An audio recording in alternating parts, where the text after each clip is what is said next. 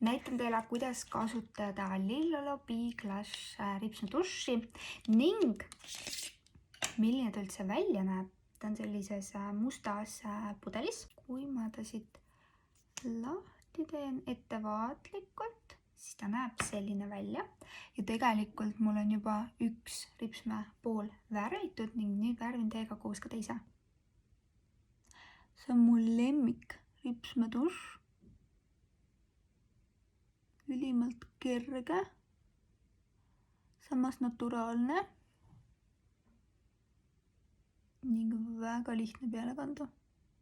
Kellele nii suur hari ei meeldi, siis Lillolol on ka väiksema harjaga ripsmeduši ja sellega pääseb väga kergelt ka alumiste ripsmeteni, nii et öelge, et ei ole need pikad